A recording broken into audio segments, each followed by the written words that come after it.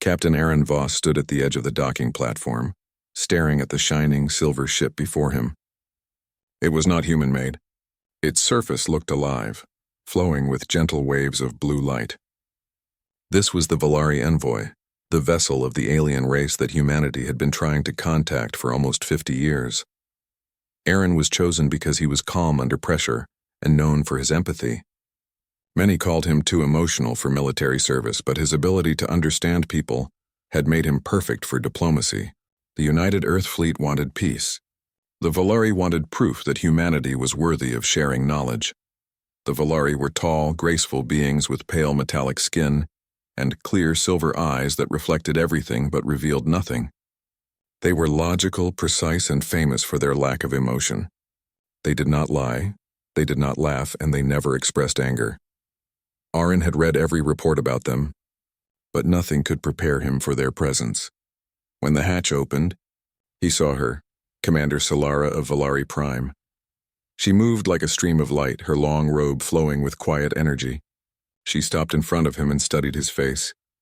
"Captain Aaron Voss," she said softly, her voice calm yet powerful. "Human representative for the Earth Fleet." Aaron nodded and bowed slightly. "Yes, Commander Solara. It's an honor to finally meet you." Solara blinked slowly. "Honor," a word filled with emotion. "Your kind uses it often."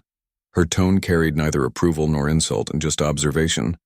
Aaron smiled politely, unsure how to respond. "It's something we value deeply," he said. "It reminds us to treat others with respect." "Respect," she repeated as if testing the word. Then she turned and said, "Follow. We begin now." The first negotiation meeting was held inside a large chamber made of transparent walls. Stars glowed outside like tiny fires in the endless black. Solara stood at the far end, surrounded by several Valari advisors. Aaron sat across from her with his small team, ready to discuss a trade and peace agreement between their worlds. He started with confidence, presenting Earth's proposal: cooperation in science, mutual defense, and cultural exchange. He spoke clearly, explaining how both sides could benefit. But as he continued, Solara's expression never changed. Her silver eyes remained distant, her posture perfectly still. When he finished, silence filled the chamber. The Valari whispered softly in their own language. Then Solara raised her hand. "Your words are emotional," she said. "They are filled with hope, fear, pride, and longing. The Valari do not act on emotion. We act on reason." "Your proposal is not acceptable," Aaron frowned. "Commander, these emotions are what drive us to seek peace. They're not a weakness." Solara looked at him for a long moment, then said, "You have failed to give satisfaction." Her words echoed like a cold wind. By Valari custom, failure requires correction. You are to be placed under observation and discipline until you learn the meaning of satisfaction. Before Aaron could speak, 2 Valari guards stepped forward. They did not touch him, only gestured for him to follow. His human team protested, but Solara's voice silenced them. "The agreement is not void," she said. "It is paused. The captain must learn first." Aaron's heart pounded. He wanted to argue, but something in Solara's calm gaze stopped him. There was no anger, only something deeper: disappointment. He was taken to Valari Prime, a world of glowing towers and endless order. The sky shimmered silver during the day and violet at night. Everything moved with silent precision. Transport ships gliding through the air without sound, citizens walking in perfect lines, machines working without error. Aaron was given a room in the Hall of Reflection, a place used for training and judgment. It was bright, clean, and cold. No music, no laughter, no sound except his own breathing. Solara visited him the next morning. She entered without greeting and placed a small crystal device on the table. "This will record your progress," she said. "You are to observe our way of life. You will learn silence, control, and exact thought. Only then will you understand satisfaction." Aaron frowned. "You think being emotionless is the key to peace?" "Emotion is chaos," Solara replied. "It clouds logic. Your people act on it. That is why you fight wars." Aaron stood up, trying to keep his voice calm. "But emotion is also what makes us care. It's why we try to end wars. It's why we came here, to find peace, not power." Solara tilted her head slightly. "You speak of peace as if it has sound. The Valari believe peace is the absence of sound." Her words puzzled him. "The absence of sound?" Yes, she said. Peace is silence, stillness, control. You will learn. Then she turned and left him alone again. Days passed, and Aaron observed the Valeri world through the crystal panels of his room. He watched workers coordinate like one living machine. There were no arguments, no laughter, no joy. Even the children, if they could be called that, played silently, building perfect geometric shapes in the sand without smiling. At night, he thought about Earth, the sound of rain, the laughter of his crew, the hum of music from the mess hall. He realized how much life depended on noise. Silence, he thought, might be peace for them, but for humans, it was loneliness. Solara continued his training.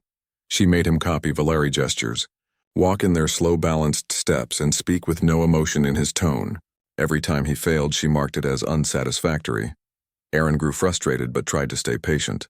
One evening, when she left the room, he sat near the window and started humming a quiet melody, an old Earth song his mother used to sing. It helped calm his mind. Unseen by him, Solara paused outside the door, listening. Her eyes widened slightly. The sound was unfamiliar yet strangely warm. She didn't understand why her pulse quickened. She left before he could notice. The next morning she asked about it. You made a sound last night, she said. A sound with pattern. What was it? Aaron smiled faintly. That was music. It's something we create to express emotion. It helps us remember who we are. Solara's expression remained neutral. Purpose? It doesn't always have one, Aaron said. Sometimes it just feels right. She frowned slightly. Feeling right, explain. He tried, but there were no words that could describe it in Valeri logic. It's like when something inside you matches what's outside. Like when your heart and the world speak the same language. Solara stayed silent. For a moment, Aaron thought he saw something flicker in her eyes. A hint of curiosity, maybe even wonder. She finally said, Continue your training. I will observe further. That night Aaron hummed again, not for her, but for himself. The sound filled the quiet room. He thought about how strange his mission had become. He had come to negotiate peace, and now he was being trained by an alien who believed peace meant silence. But part of him sensed something changing. Solara was listening more. Her words were still cold, but her tone had softened slightly. She had started asking questions about Earth, about art, about laughter, about why humans painted pictures with no purpose. Aaron answered honestly, and each answer seemed to leave her thoughtful. Maybe, he wondered, she wasn't trying to punish him at all. Maybe she was testing something deeper, something even she didn't understand yet. As days turned into weeks, Aaron began to see the Valeri not as emotionless beings, but as people who had hidden their feelings too deeply. Their order was perfect, but their hearts were quiet. Perhaps too quiet. Solara once told him, perfection is satisfaction. But Aaron had started to believe the opposite, that imperfection was what made life beautiful. One night, as he stood under the violet sky, watching the silent city glow, he whispered to himself, maybe satisfaction isn't silence. Maybe it's understanding. Solara appeared behind him, her eyes reflecting the stars. Understanding, she repeated softly. A human word again. He turned to her. Maybe it's a word your people need. She looked at him for a long time and then said quietly, We shall see, Captain. We shall see. The stars above shimmered like music in the distance, and for the first time Solara felt that silence was not peace after all. The days on Valeri Prime moved in a strange rhythm, slow, quiet, and perfectly ordered. To Captain Aaron Voss it felt like living inside a dream made of glass. Every movement had purpose, every voice spoke with control, and even the wind seemed to follow rules. His training continued under Commander Solara's watchful eyes. Each morning she would enter his room at the same exact time, her steps silent against the shining floor. She always greeted him the same way, by stating the time and the purpose of the day. Never a good morning, never a smile. Captain Aaron, she said one morning, her calm tone unchanged. Today you will learn restraint. You will speak only when necessary. You will express no emotion during observation. Aaron sighed quietly. And if I fail? Solara's silver eyes blinked once. Then the lesson repeats, he nodded. Understood. They left the hall of reflection and walked through the city. Everything looked too perfect, the streets shining like mirrors. buildings shaped like tall crystals, and Valeri citizens walking in graceful silence. There was no laughter, no random sound, no joy. Aaron felt a heavy emptiness around him. Even beauty in this place had no warmth. Solara led him to a massive structure at the city's center. It was called the Chamber of Balance, the place where Valeri studied the harmony of logic. Inside, hundreds of Valeri sat around glowing tables, their hands moving in unison as they calculated, recorded, and analyzed. Aaron whispered, "It looks like a library and a machine combined." Solara gave him a sideways glance. "You are speaking without necessity." He smiled faintly. "Then maybe I'm already failing." Her face remained calm. "Failure is part of learning," she said, "but emotion leads to repeated failure." They walked deeper into the chamber. Solara showed him how Valeri handled decisions. They used logic pools, shared thought networks that removed individual feeling. Every Valeri in a circle would place their thoughts into a crystal, and the system would merge them into one perfect decision. "No debate," Solara explained. "No conflict. The result is balance." Aaron nodded slowly. "And what if the decision is wrong?" She looked at him, puzzled. "It cannot be wrong. Logic does not fail," he thought for a moment. "Then maybe logic can't grow either." Solara didn't reply, but her silence said she was thinking. Later, they returned to his quarters. Aaron felt frustrated but curious. He wanted to understand them, not fight them. That evening, he began writing small notes in his translator pad, thoughts about emotion, art, and human history. He wanted to show Solara that humanity's strength came from its heart, not its silence. When she entered the next morning, he asked, "Commander, do Valeri ever make art?" Solara paused. "Art? Yes, painting, music, stories, things that express feelings. Feelings are unstable," she said. "They disturb order, but they also create hope," Aaron said softly. "Without feelings, what do you live for?" Solara looked away. "We live for balance." He shook his head gently. "Balance is good, but too much of it becomes emptiness. Maybe your people forgot how to feel alive." Her expression remained calm, but her eyes flickered, a faint shimmer of uncertainty. "You speak often of this feeling," she said. "Yet your kind has destroyed worlds because of it." Aaron nodded. "True, but we also rebuild them because of it. We make mistakes, but we grow. Emotion is what makes us try again." Solara didn't answer. For the first time, she seemed unsure. A few days later, she brought Aaron to another place, the memory archives, where Valeri stored their history. It was a quiet hall filled with glowing crystals. Each one contained memories, sounds, and images of the past. Solara activated one of the crystals. A holographic image appeared, a Valeri city long ago burning under a dark sky. Explosions of light and shadow filled the air. Aaron watched as Valeri fled in fear, their faces twisted with emotions he hadn't seen before. Anger, sadness, terror. "This was the War of the Thousand Suns," Solara said. "Our people nearly destroyed themselves. Emotion turned us against each other. After this war, we decided to erase emotion from our genetic structure. We became pure logic. Since then, there has been no war." Aaron was silent for a while.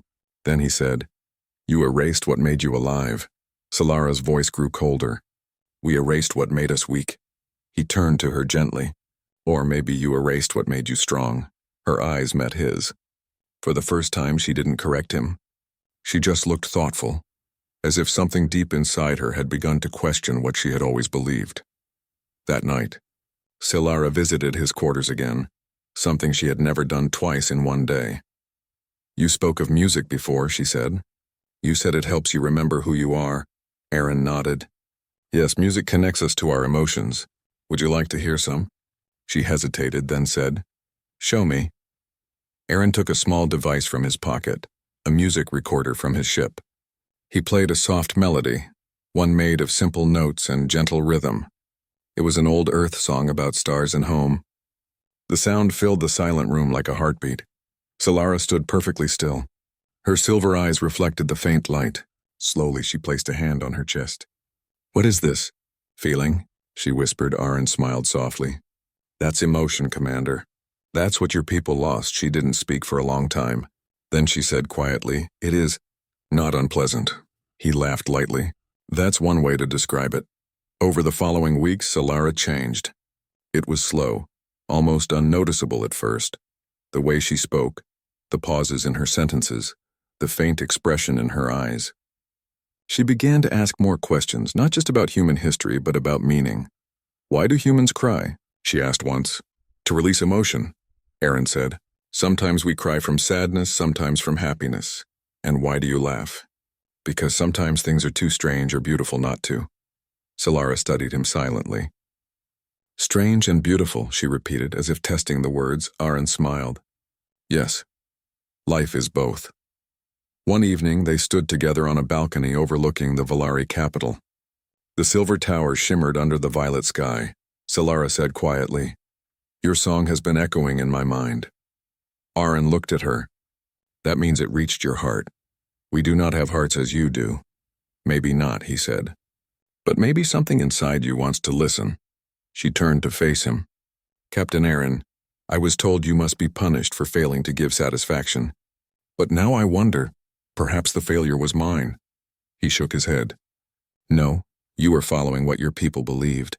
You were trying to teach me, but maybe we're both learning from each other." Solara's gaze softened. "Learning," she said slowly. "Yes, that is a word that feels right." They stood in silence for a long moment. The wind moved gently through the balcony, carrying faint sounds from the city below. For the first time, the silence did not feel empty. It felt peaceful. In the following days, Solara secretly played Aaron's music in the Chamber of Balance. She didn't tell anyone. She just wanted to see what would happen. The Valari scholars paused their work when they heard the strange sounds. Some tilted their heads, others closed their eyes. For a moment, the endless rhythm of logic stopped, replaced by something new. Solara watched quietly. None of them understood the feeling, but they didn't reject it either. It was the first time in centuries that Valari's silence had been broken by something other than command. That evening, she met Aaron again. "The council will not approve of this," she said softly. "They will call it disorder." "Then maybe disorder is what your people need," Aaron said gently. "Without it, there's no growth." Solara looked down, thinking. "When I first met you, I believed silence was peace. Now I am not sure," he smiled. "Maybe peace is not silence. Maybe it's understanding." Solara nodded slowly. "Understanding." She repeated the word as if she wanted to remember it forever. That night, Solara recorded a message in her personal crystal, something no Valari had done in centuries. Her voice trembled slightly, though she did not understand why. "I have learned something from the human called Aaron Voss," she said. "Emotion is not weakness. It is connection. It is meaning." She stopped the recording, unsure if she should send it. But deep inside she knew it was the truth, and far above the city, under the violet sky, the faint sound of Aaron's music drifted through the air. The first melody heard on Valari Prime in 1,000 years. The next sunrise on Valari Prime brought a strange kind of silence. Not the usual calm silence of logic, but something heavier, deeper. The city seemed the same as always, perfect and quiet, but beneath the surface, something had changed. Commander Solara stood before the great mirror wall of her chamber, staring at her own reflection. For the first time in her life, she didn't know what she was supposed to feel. Her mind was filled with sound. The music that Aaron had played. The notes echoed softly inside her, like small waves touching the shore. She had not told anyone, but she had listened to it again and again through the night. It made her chest ache in a way she could not explain. It was not pain, and yet it was not comfort either. It was simply feeling. Something forbidden. Something forgotten. A soft knock came at the door. "Enter," she said. Captain Aaron Voss stepped in, his usual calm expression mixed with concern. "You sent for me, Commander?" Solara turned slowly. "Yes. There is something I must tell you." Her voice was steady, but her hands were not. She hid them behind her back. "Do you know why you were brought here, Captain?" Aaron nodded. "Because I failed to satisfy your council's standards during the negotiation." Solara looked at him for a long moment. "That is only part of the truth," she said quietly. They walked together through the long corridors of the Hall of Reflection. The walls shimmered faintly, showing flashes of Valari history. Solara, led him to a hidden chamber below the main floor, a place few outsiders had ever seen. "This is the core archive," she said.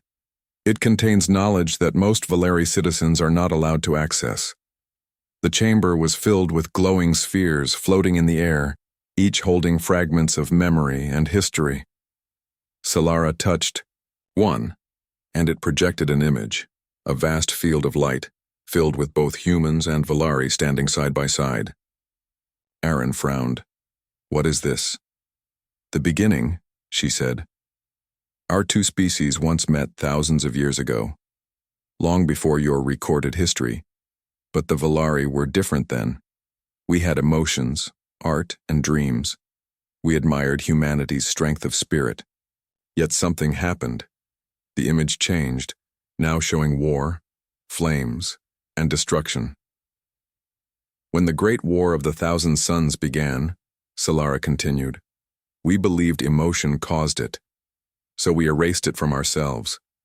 We became what you see now, logical, ordered, silent." Aaron listened quietly. "You erased your own hearts?"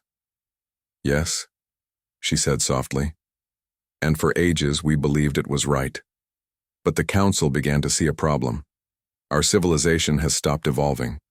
No art, no invention, no inspiration. Perfection has turned into stillness. So they searched for something to awaken us again." She turned to him, her silver eyes meeting his. "That is why they chose you?"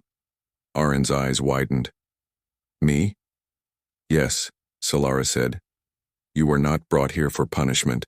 You were brought here as a test. The Council wanted to see if humanity's emotion could still affect us, if it could awaken what we lost." Aaron took a step back, shocked. "So everything, the lessons, the silence, even your judgment, it was all a test?" Solara nodded.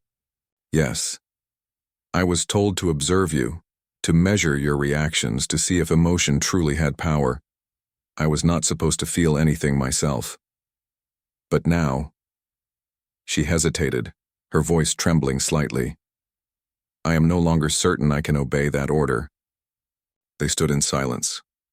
Aaron looked around at the floating lights, each one a piece of Valeri memory. He felt a strange mix of anger and understanding.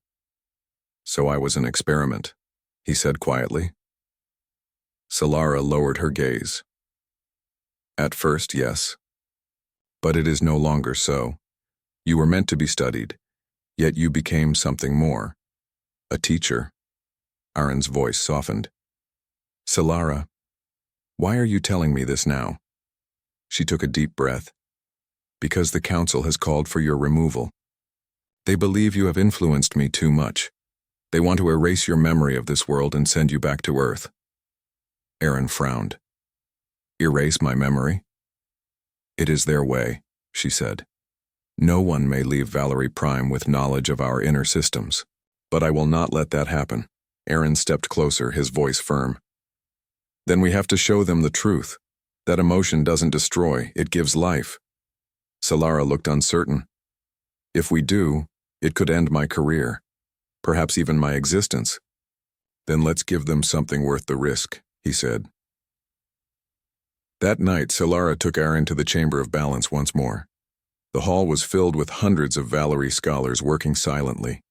She placed a small device on the central table, the same one Aaron had used to play his music. The soft melody began again, filling the air with gentle harmony. Every Valeri in the chamber froze.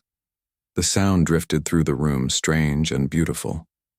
At first, there was confusion. The scholars exchanged uncertain looks, whispering softly. Some covered their ears, others simply listened. Then something unexpected happened. One of the older Valeri placed a hand on his chest, eyes wide, as if feeling something long forgotten. Solara stood beside Aaron, watching. "It begins," she whispered. Within minutes, the melody reached other halls through the building's sound channels. Soon, the entire complex was filled with the same soft music. The logical rhythm of the Valeri world broke for the first time in centuries. Solara felt warmth spreading through her. Fear, yes, but also joy.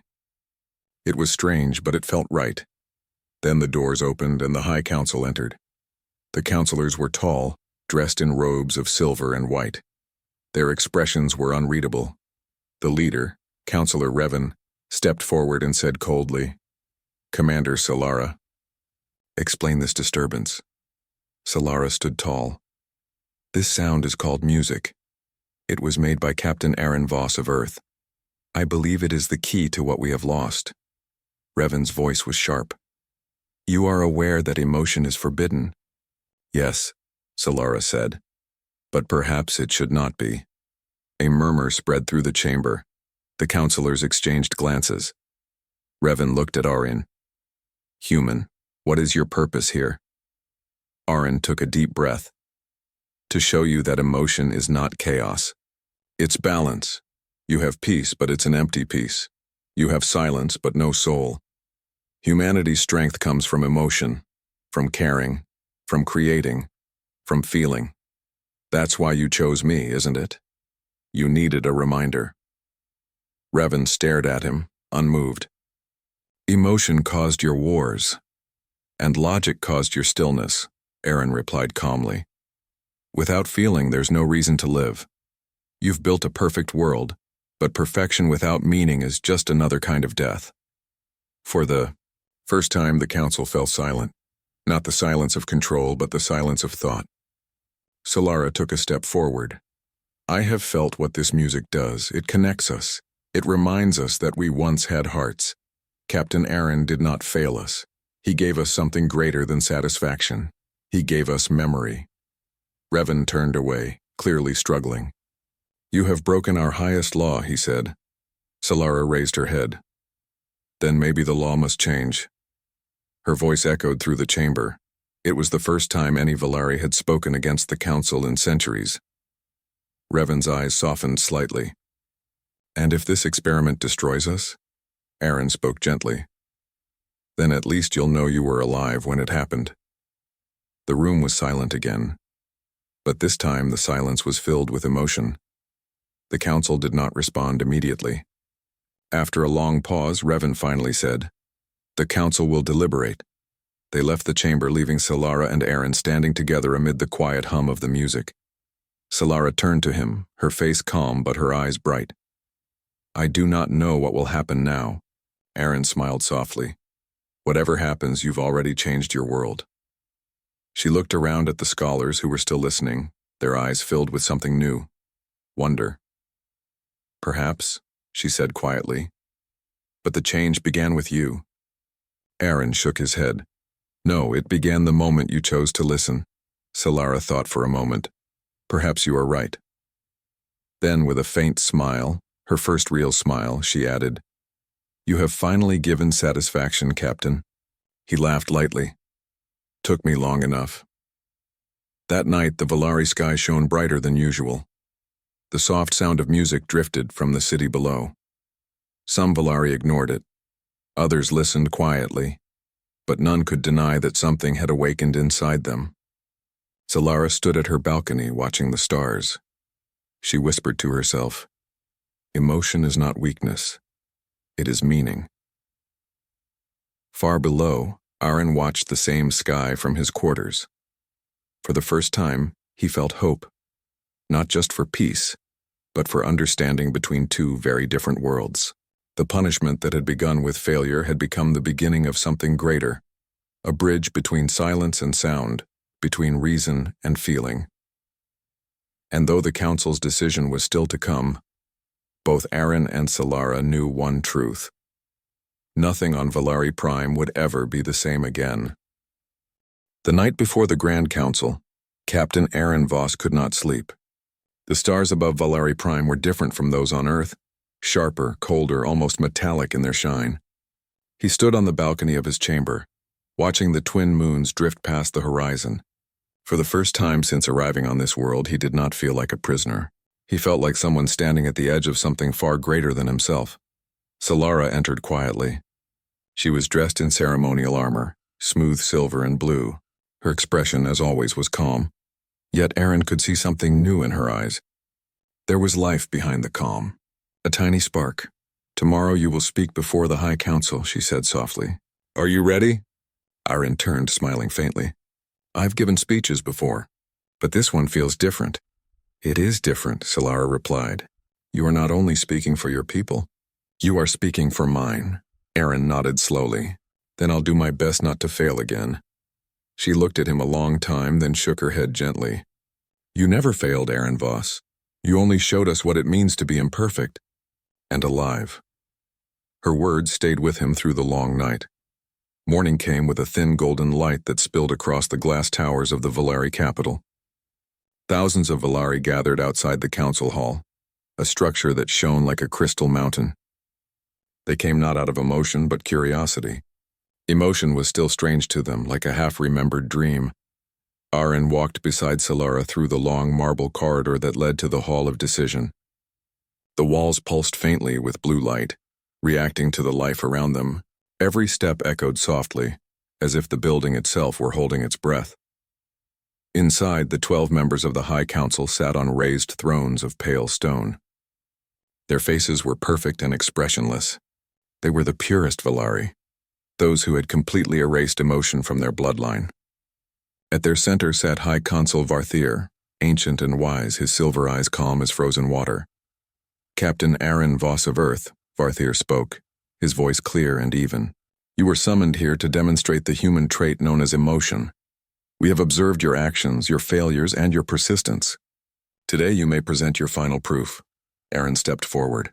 For a moment he looked small against the vast shining hall. Then he spoke clearly. When I came here I thought you wanted obedience. I thought my punishment was about control. But I was wrong. You wanted understanding, and so did I. He placed a small device on the platform before him. It was simple, a small recorder from his ship. He pressed the button and a soft melody filled the air.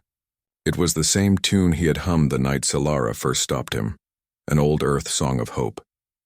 The music began quietly, a few trembling notes that echoed like drops of rain. Then Aaron began to sing, softly, not as a performer but as a man sharing his heart. He sang about loss and courage, about the fear of being forgotten, and the beauty of standing again. The melody rose and fell like a heartbeat. It carried warmth, sorrow, and strength, everything the Valari had locked away for centuries. Solara closed her eyes as the sound surrounded her. Memories she did not know she had began to rise. Laughter, light, a child's voice long forgotten in her people's history. Her chest ached and she touched her heart as if to calm it. Across the hall the council members sat still. But their breathing changed. Their fingers trembled slightly. For the first time in 1,000 years, the High Council felt something. When the song ended, silence filled the hall. No one moved. The sound of the last note hung in the air like a fragile thread. Varthir finally spoke, but his voice was different, softer. What is this pain I feel? It's not pain, Aaron said quietly. It's life. It's what reminds you that you still care. Another council member whispered, We thought emotions brought chaos. Aaron nodded. They can, but they also bring meaning. Without emotion, you may live forever, but you'll never truly live. Solara stepped forward then. High Consul, I once believed in order above all else. But this human has shown me that meaning is the foundation of order. Without the heart, logic is an empty shell. The hall stirred. For the first time, Valari voices carried uncertainty and wonder. That evening, news of the song spread across Valari Prime. The people began to gather in the streets, listening to the melody replayed through the communication towers. Many did not understand the feeling it brought, but they felt warmth in their chest, a strange and pleasant ache. Some cried without knowing why. Others stood silently, holding hands for the first time in generations. The council declared that emotion was not a disease, but a gift to be studied and understood.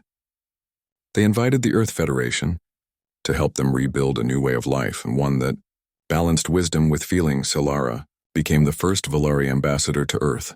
She and Aaron worked together to form what would later be called the Accord of Awakenings, a union between humanity and Valari, based on empathy and shared growth. Months later, as the twin moons of Valari Prime shone again over the capital, Aaron stood once more on the balcony where it all began. The city below glowed with music and laughter. Valari children played in the gardens, painting light patterns in the air. It was something no one had seen for centuries. Solara joined him, her face illuminated by the moons. She no longer wore the cold silver armor of an ambassador. Instead, she wore simple white robes, soft and free. "Do you hear it?" she asked. Aaron smiled. "Yes, the city finally sings." She nodded. "It feels strange, this joy. It moves inside me like light. Sometimes I fear it will fade." He looked at her kindly. "It won't fade. Once you feel it, it becomes part of who you are." She turned to him, eyes bright with a gentle shimmer. "Then I understand now. The satisfaction I sought was never perfection. It was connection." Aaron laughed softly. "You just said something a poet would say." "Then perhaps," Solara replied with a small smile, "humanity has made poets of us all." They stood together, watching the city of light, a world reborn through a single song and a shared understanding. Epilogue. Years passed. The accord of awakening grew strong. Humans and Valerie learned from one another, the Valerie teaching discipline and wisdom, and humans teaching creativity and empathy. Together they built starships powered not just by science, but by the harmony of two civilizations united by meaning. Historians later said that the change began with one failure, a human captain punished for not satisfying an alien ideal. But in truth it began with a song, a heartbeat, and the courage to feel. Solara often kept a small recording of Aaron's song. Whenever she felt uncertain, she would play it, letting the melody remind her that imperfection was not weakness. It was proof of life, and somewhere beyond the stars, humanity's voice continued to echo.